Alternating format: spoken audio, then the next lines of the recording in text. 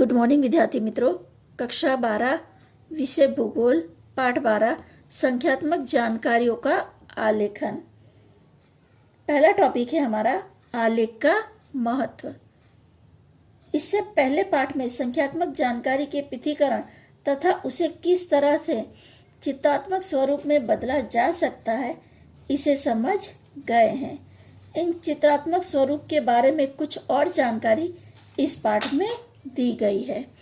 आलेख अत्यंत महत्वपूर्ण चित्रात्मक स्वरूप है। इसमें भिन्न भिन्न भौमितिक आकृतियों अथवा संकेतों का उपयोग किया जाता है। यह संकेत एक अथवा अधिक परिणाम बताते हैं।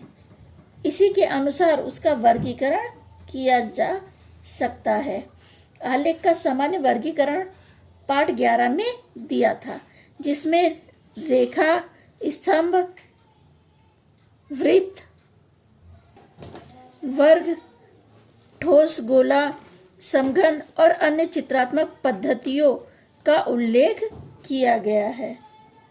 आलेख के इन सभी चित्रात्मक स्वरूप का सदृश परिचय हम आगे पढ़ने वाले हैं। सिर्फ संख्यात्मक जानकारी को पढ़कर संपूर्ण ख्याल प्राप्त करना कठिन है। इससे उसका सारणीकरण करना होता है। सारणी में रखे आंकड़े सिर्फ संख्या न रहकर कुछ अधिक स्पष्ट करते हैं। जब इन आंकड़ों की आवश्यकता अनुसार चित्रात्मक स्वरूप में आलेखन किया जाए तब उस जानकारी का संपूर्ण ख्याल आ जाता है। किसी एक जानकारी के लिए जो संकेत योग्य लगता है वह अन्य जानकारी के लिए योग्य नहीं होता है। आंकड़ों में दर्शाई गई जानकारी के अनुसार उसके अनुरूप संकेत निश्चित किए जाते हैं। जलवायु संबंधित तत्वों की जानकारी देने के लिए रेखा एवं स्तंभ आलेख अधिक योग्य होते हैं, तो कृषि, खनिज या औद्योगिक उत्पादन के आंकड़ों के लिए बिंदु, रंग तथा चिन्ह अधिक प्रभावशाली हो सकते हैं। हमारा अगला टॉपिक है रेखा आलेख। यह आलेख बनाने की आधारभूत पद्धति है। इसमें कई एक घटना या जानकारी दर्शाई जाती है, जैसे कि तापमान, जनसंख्या, जन्म दर, मृत्यु दर आदि अनेकों घटनाओं की प्राथमिक जानकारी का आलेखन बनाया जा सकता है। यानी इसके अलावा और भी घटनाओं का आलेख किया जा सकता है, जिसमें मात्र रेखाओं का उपयोग होता है। यह रेखा सीधी अथवा 180 डिग्री दर्शाने वाली हो अथवा मोड़दार अटूट रेखा भी हो सकती है। यदि रेखा सतत मोड़दार हो तो उसे रेखा को आवृत्ति वक्र कहते हैं। आकृति 12.1 में आवृत्ति वक्र का उदाहरण है, जिसमें अहमदाबाद शहर के 15 दिन के महत्तम और न्यूनतम तापमान को दर्शाया गया है। एक से अधिक आवृत्ति वक्र एक साथ दर्शाना हो तो उसे बहु आवृत्ति वक्र कहते हैं। यानी एक ही आलेख पे दो अलग अलग जानकारी दर्शाई जा सकती है। ये देखो 12.1 में अहमदाबाद शहर का तापमान दिखाया गया है। इसमें महत्तम और न्यूनतम दोनों तापमान एक साथ दिखाया गया है। यानी एक ही आलेख पे दो जानकारी को दर्शाया गया है। कई बार इससे अधिक जानकारी को भी दर्शाया जा सकता है। यहाँ पे जो रेखाएं हैं वो अटूट है, एक स्थान से दूसरे स्थान पे जुड़ी हुई है, कोई भी टूटी रेखा नहीं है। एक रेखा शुरू होकर अंत तक जाती है। यानी एक रेखा आलेख पर दो जानकारी को दर्शा सकते हैं। इसके अंदर देखो तापमान सेल्सियस में यहाँ पे लिखा गया है, तो तापमान जैसे ऊपर नीचे होता है रेखा उस तरह ऊपर नीचे होती है। यहाँ पे 5, 10, 15, 20, 25, 30, 35, 40, 45 और 50 डिग्री तक का सेल्सियस में दिखाया गया है। और यहाँ पे नीचे तारीख दिखाई गई है 5, 6, 7, 8, 9, 10, 11, 12, इस तरह करके 19 तारीख तक दिखाया गया, 5 तारीख से, यानी 15 दिन का तापमान आपको दिखाया गया है। यहाँ पे एक सीधी रेखा में पूरे आलेख में जानकारी आपको बताई गई है।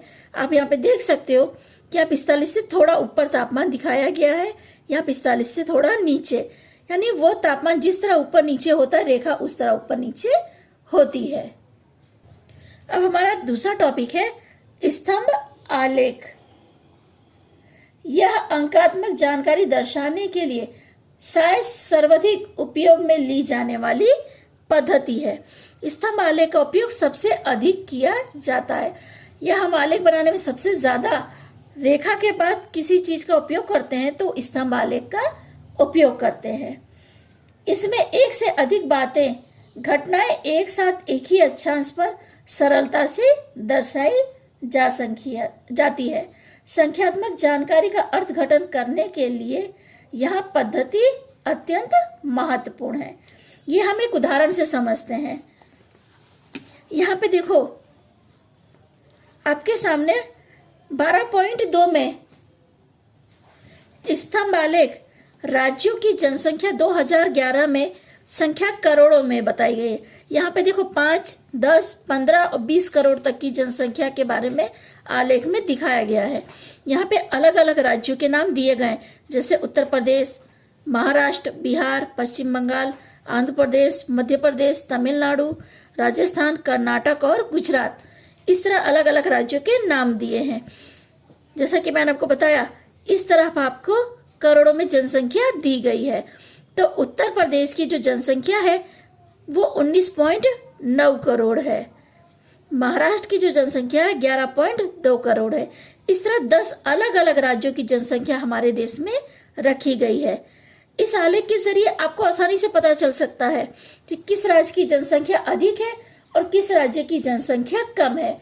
इस आलेख में आप देख सकते हैं कि उत्तर प्रदेश की जनसंख्या सबसे अधिक है और गुजरात की जनसंख्या सबसे कम है। एक ही आलेख से काफी जानकारी आपको प्राप्त हो जाती है और बहुत ही कम जगह में आप उस जानकारी का संग्रह करके रख सकते हैं। इससे आपको 10 अलग अलग राज्यों की जनसंख्या का प्रमाण प्राप्त हो रहा है। यहाँ कुल जनसंख्या के अनुसार आने वाले भारत के प्रथम 10 राज्यों के आंकड़े स्तंभ आलेख में दर्शाए गए हैं। स्तंभों की रचना देखकर इन आंकड़ों का अर्थघटन किया जा सकता है। इस आंकड़ों को देखकर हम ये कह सकते हैं कि अधिकांश जो राज्य है उनकी जनसंख्या 5 से 7 करोड़ के बीच में है। उसके बाद कुछ अधिक जनसंख्या वाले 4 राज्य हैं, जबकि सबसे अधिक जनसंख्या जो है उत्तर प्रदेश राज्य की है, यानी उत्तर प्रदेश राज्य जो है वो प्रथम स्थान पे है और जो गुजरात है वो 10वें स्थान पे है। मात्र आंकड़े को देखकर तुलनात्मक जानकारी मिलना मुश्किल है। जब एक से अधिक तत्व एक साथ दर्शाते हो तो वह संयुक्त स्तंभ आलेख योग्य रूप में जानकारी दे सकता है। ये हम लोग यहाँ पे जो हमारा उदाहरण 12.3 मिस्र और संयुक्त आलेख ओलंपिक खेलों में पदक विजेता देश 2016 के हैं। यहाँ पे 6 अलग अलग देशों ने जो स्वर्ण, रजत और कांस्य पदक जीते हैं उनकी जानकारी यहाँ पे दी है।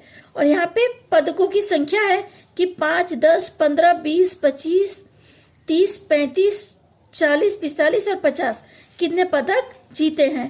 तो ये इस तरह का आलेख है कि एक ही आलेख में आपको 3 जानकारियां प्राप्त हो रही है, इसलिए इसे मिश्रित आलेख कहते हैं। इस आलेख को समझाने के लिए आपको देखो अलग अलग रंगों का इस्तेमाल करना पड़ेगा। यहाँ पे ऊपर दिया है स्वर्ण के लिए येलो कलर, रजत के लिए ग्रे कलर और कांस्य के लिए कॉफी कलर है। इस तरह 3 अलग अलग कलरों का इस्तेमाल किया गया है। तो इस आलेख में आपको देखने पे ये पता चल जाएगा, जैसे कि संयुक्त राज्य अमेरिका ने 43 स्वर्ण पदक जीते हैं और 37 रजत जीते हैं और 38 कांस्य पदक जीते हैं। तो ये आपको पता चल जाता है। इस तरह जितने राज्य ने जितने पदक जीते हैं इसकी जानकारी आपको प्राप्त होती है। इसमें आपको ये पता चलता है कि सबसे ज्यादा स्वर्ण पदक किस राज्य ने जीते हैं, सबसे ज्यादा रजत पदक किसने जीते हैं और सबसे ज्यादा कांस्य पदक किस राज्य ने जीते हैं।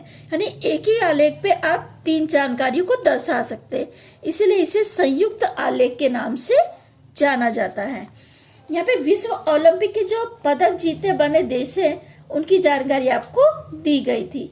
इसमें जो प्रथम 6 राज्य आए हुए हैं, प्रत्येक राज्य ने प्राप्त स्वर्ण, रजत एवं कांस्य पदकों की संख्या 3 स्तंभ द्वारा बनाई गई है। जब एक से अधिक स्तंभ एक साथ दर्शाना हो तब यह स्तंभ एक दूसरे से भिन्न दिखाई देना आवश्यक होता है। इसके लिए प्रत्येक पदक के लिए स्वर्ण आभा निश्चित की जाती है। यदि आलेख रंगीन हो तो अलग अलग रंगों की सहायता से तीनों पदक की जानकारी स्पष्ट हो सकती है। यदि आलेख श्याम श्वेत हो तो एक ही रंग का ही अलग अलग छाया संकेत निश्चित किए जाते हैं। इस प्रकार से तैयार किए गए स्तंभ आलेख में प्रत्येक देश द्वारा जीते गए पदकों के साथ तुलना भी की जा सकती है। पदकों की तरह ही अन्य कई जानकारी को दर्शाने के लिए ऐसे स्तंभों का उपयोग किया जाता है। इस तरह मात्र अंकों के स्थान पर स्तंभ द्वारा जानकारी अधिक सुयोग्य बनती है। कहने का अर्थ है कि आप जब संयुक्त आलेख बनाते हो तो इसमें हर किसी की अलग अलग रंगों के द्वारा आप इसकी जानकारी को दे सकते हो या अलग अलग रंगों का उपयोग कर सकते हैं। इसमें हर किसी या हर पदक के लिए स्वतंत्र आभा निश्चित की गई है। ठीक है विद्यार्थी मित्रों, यहाँ पे मैं अपनी चर्चा रोक रही हूँ। हमारे अगले टॉपिक की चर्चा हम लोग बाद वाले वीडियो में करेंगे।